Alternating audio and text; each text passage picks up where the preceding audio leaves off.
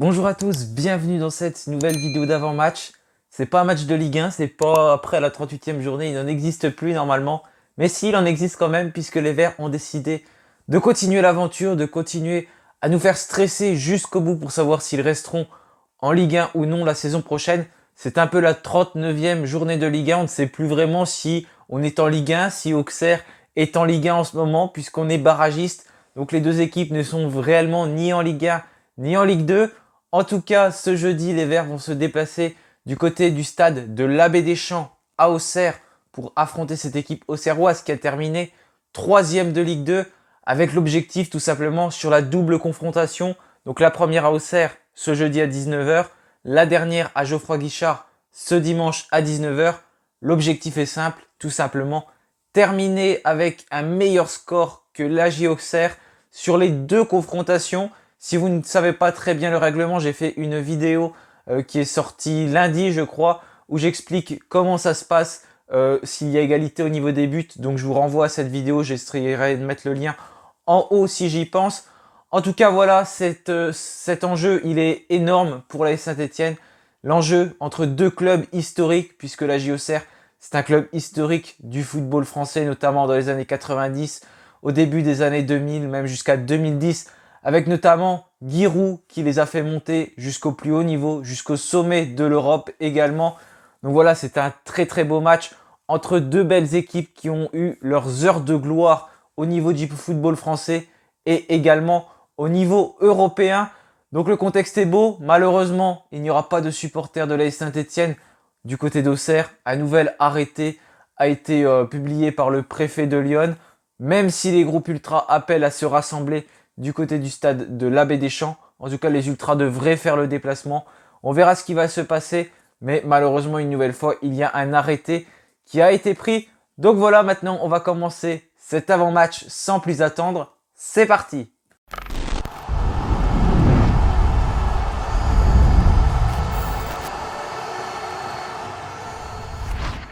Donc ce match aura lieu à 19h sur les antennes de Prime Video et également sur Beansport 1.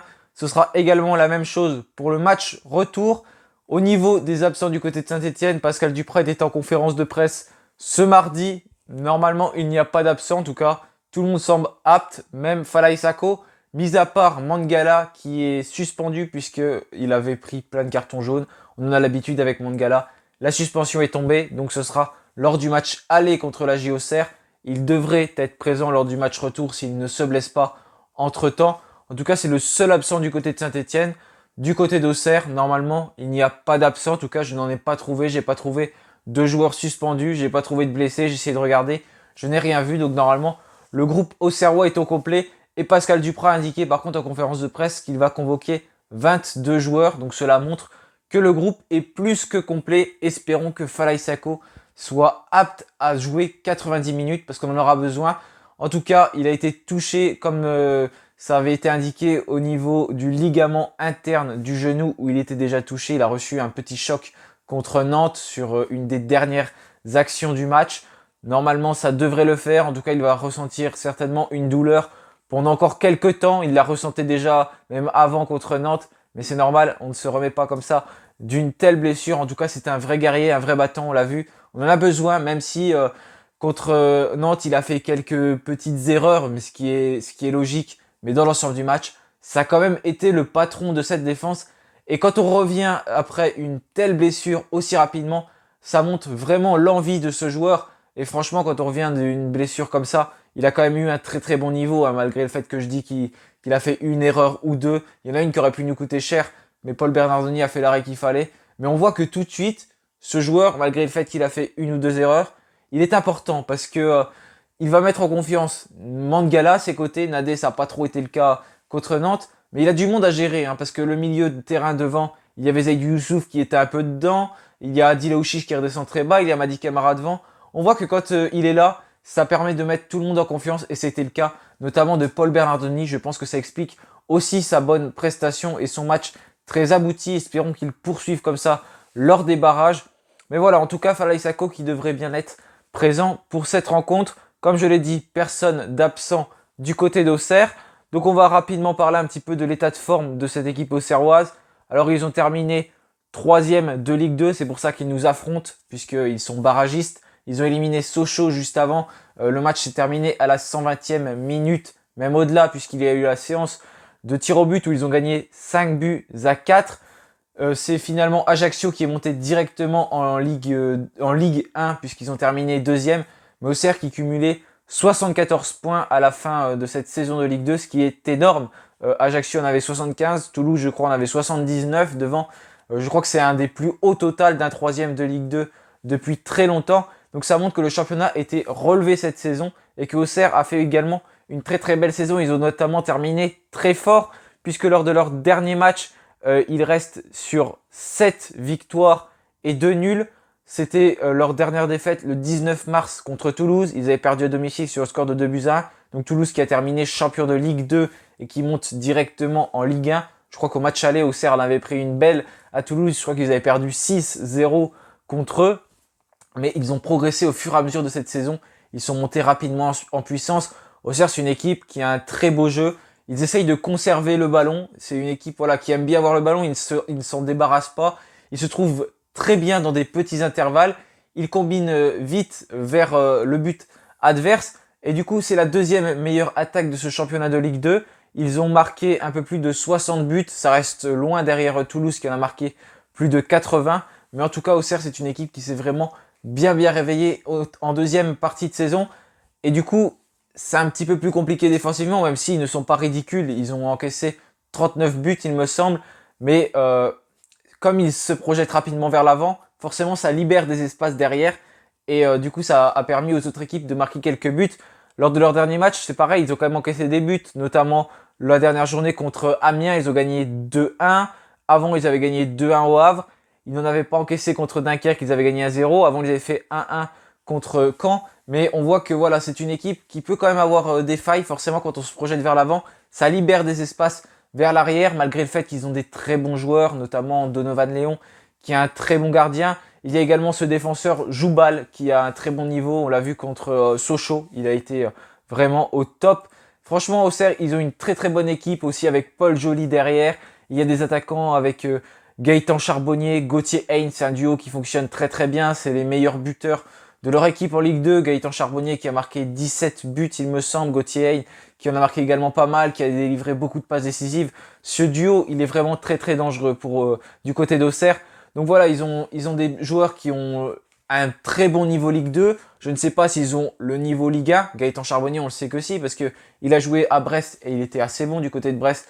J'aurais bien aimé qu'il vienne à Saint-Etienne quand il a signé à Auxerre. Je pensais même que Saint-Etienne était sur le coup, mais malheureusement, ça n'avait pas l'air d'être le cas.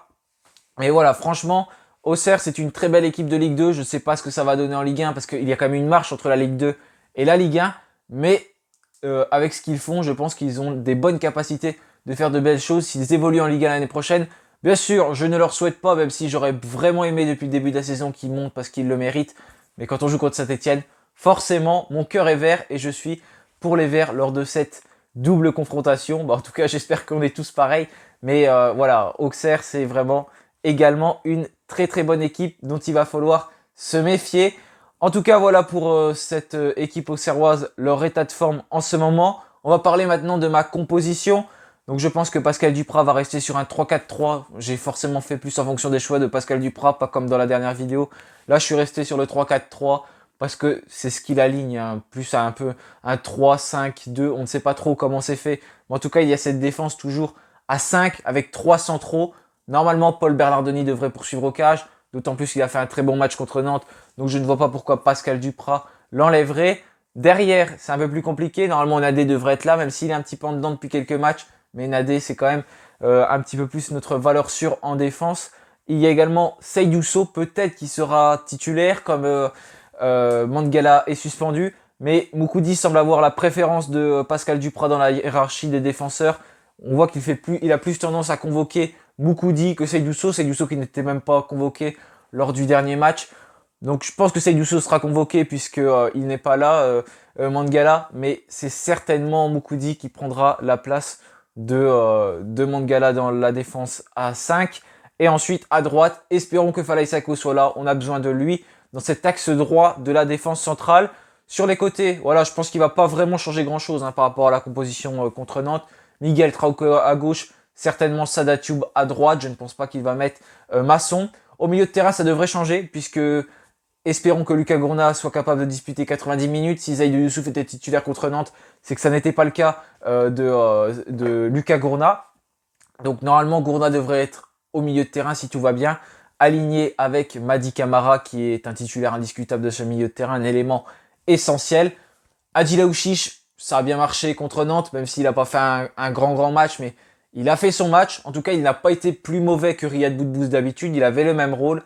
Donc je pense que Adil Aouchiche reprendra sa place.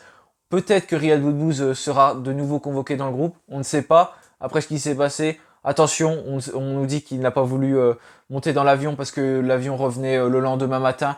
Mais attention à toutes ces infos, on n'a pas eu vraiment de confirmation, donc on ne sait pas si c'est vrai ou non, on ne sait pas comment ça s'est passé. Donc j'ai pas envie de dire n'importe quoi sur Riyad Boudbouz.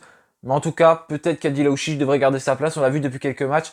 Adil Aouchiche qui a une place de plus en plus importante dans le 11 stéphanois, Pascal Duprat qui lui donne de plus en plus de confiance et ça a l'air de fonctionner. Parce que ce match contre Rennes, où on a perdu, malgré le fait qu'on a perdu, il a quand même été bon, Adil Aouchiche. Donc je pense que voilà, Adil Aouchiche a un petit peu pris la place de Riyad Boudbouz depuis quelques matchs et ça pourrait se vérifier lors du match aller, en tout cas contre l'AJ Auxerre. On verra ça dans le 11 titulaire de Pascal Duprat et en attaque, Denis Bouanga. J'ai envie de dire, on ne peut pas faire autrement, on ne peut pas s'en passer, c'est notre atout principal. Depuis quelques mois, il est vraiment revenu en forme, surtout depuis que Pascal Duprat est là.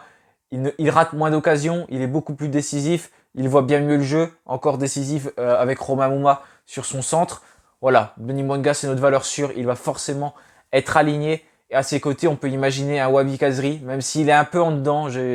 On a remarqué tous, je pense, depuis quelques temps, depuis qu'il est revenu de la CAN, notamment Wabi Kazri qui est beaucoup moins bien. Mais je pense que Pascal Duprat ne va pas changer et va l'aligner. Je pense pas qu'il va mettre Romain Mouma, même si j'aimerais beaucoup qu'il le mette. Mais Romain Mouma, on a vu qu'il comptait plus sur lui en deuxième mi-temps. Et on n'a rien à dire puisque ça a marché tout simplement contre Nantes. Donc à mon avis, il va faire la même chose.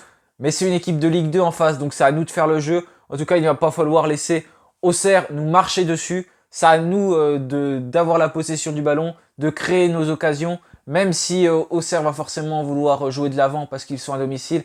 Mais c'est à nous de montrer que c'est nous l'équipe de Ligue 1, c'est nous qui devons rester en Ligue 1 et que Auxerre a sa place en Ligue 2. En tout cas, voilà, je pense que c'est à nous de faire le jeu. On ne doit pas leur laisser le ballon. On est quand même l'AS Saint-Etienne. On est quand même le club qui est en Ligue 1, qui évolue en Ligue 1 cette saison. Donc on doit montrer que l'on peut rester en Ligue 1. C'est pour ça qu'il ne faut pas trop laisser le ballon aux Auxerrois, et notamment lors du match retour, quand on sera à domicile. Donc voilà, pour moi c'est terminé pour cet avant-match entre Auxerre et Saint-Etienne. Normalement il y aura un débrief. Je vais essayer de le faire, ça va pas forcément être facile jeudi soir, mais il devrait y avoir un débrief. En tout cas, je serai au match à Saint-Etienne ce dimanche, donc il n'y aura pas d'avant-match parce que je ne vais pas faire 2 avant-matchs consécutifs et de toute façon je ne pouvais pas le faire. Je pense qu'il y aura un débrief lundi prochain. Voilà, en tout cas je vais profiter du match ce dimanche et on se retrouvera lundi, jeudi peut-être pour le débrief ou vendredi, on verra quand il va sortir. Mais j'espère qu'en tout cas dans une semaine, on sera toujours en Ligue 1. Voilà, je vous souhaite une bonne journée et puis allez les Verts. Salut à tous.